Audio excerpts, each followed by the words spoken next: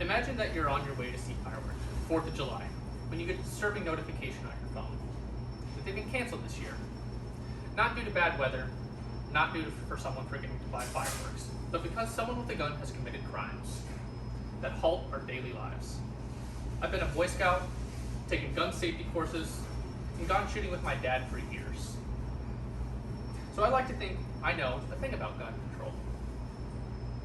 I took a short survey, and according to our class, around 50% believe teachers should be armed in school for children's safety. Surprisingly, this is higher than the national average of 43%, according to Amy Huff in her 2022 article, Arming Teachers, at The Conversation. In this speech, I will attempt to persuade you that increasing gun control is a positive thing, and how to make sure our citizens are properly protected through education in our society. When we look at what happens when a gun-related crime takes place, generally it makes the headlines, and people rush to demand change. People think we'd all be safer if everyone owned a gun. But what if a seemingly healthy, responsible gun owner suffers a sudden stressful event, or had an underlying mental health condition that they were unaware of? Suddenly, it's not so safe to have a gun around given the unpredictability of what could happen. I believe it's important to properly consider the actions of the individual as well as the type of weapon being used. I believe we need to monitor how advanced we get with our weapons, because the more advanced we get, the easier and quicker it becomes to kill. Back in the day, we used to have muskets, and they were meant for having duels with your neighbor and killing bears before they tried to kill you. In both scenarios, you probably missed or didn't kill you on your first shot. Nowadays, we have 100-round full auto rifles that can accurately kill anything up to 300 meters. A counterpoint some like to bring up is people are violent and will commit crimes regardless of the law. According to Stephen Holbrook in Tom Price's article, Gun Violence, he states, "We don't need more laws regulating pieces of metal. It's human violence. People do things. People use all kinds of tools." Now obviously, we've got to accredit the crime to the person, not the gun itself. But I believe it's important to understand that a lot of the mass shootings and atrocious crimes couldn't have been done if these types of weapons weren't so readily available. Now that we have an understanding of the issue, let's take a look at some of the causes. Education and the way we view guns in society and at home plays a huge role. Personally, I was never taught any kind of gun safety in school.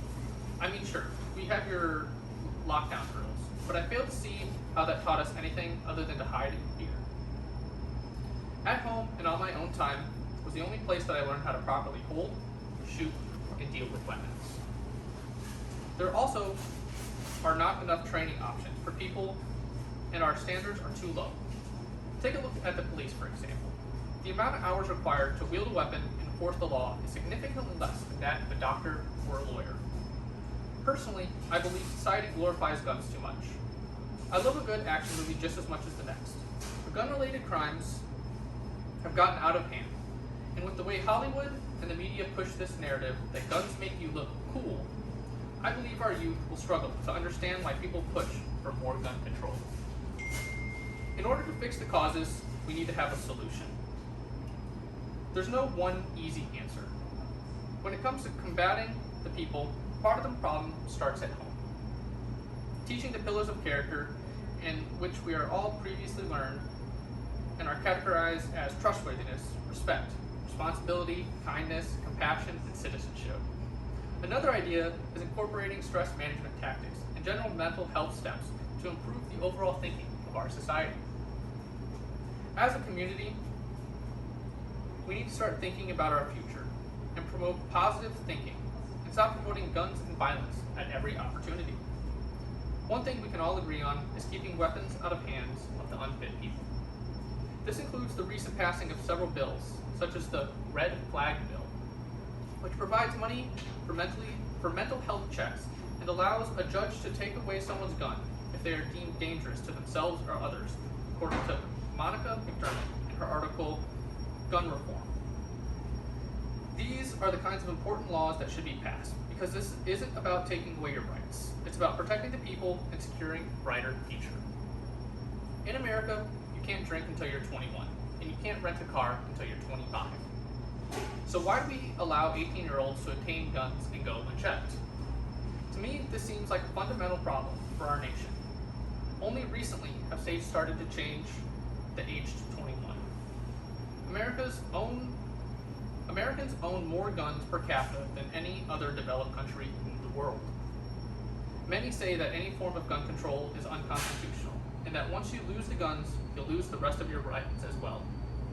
To me, this is a mass exaggeration and would never happen. What I worry about now is the safety of my community and the lives that could be saved by limiting the access and potency of weapons. In conclusion, many people don't like to have heavy and difficult conversations, especially when there are problems that can hit close to home. In this persuasive speech, I've attempted to persuade you to support taking action at home and at the polls by increasing our gun control laws. I explained the change we need for guns, the cause of the gun issues, and the solution towards this overall problem. We are reaching a time in society where the call to action must be taken. At some point or another, a side has to give. I'm hoping through my words today that I've inspired you to look out for the future of our country, children, and your fellow classmates by increasing gun control laws. Thank you.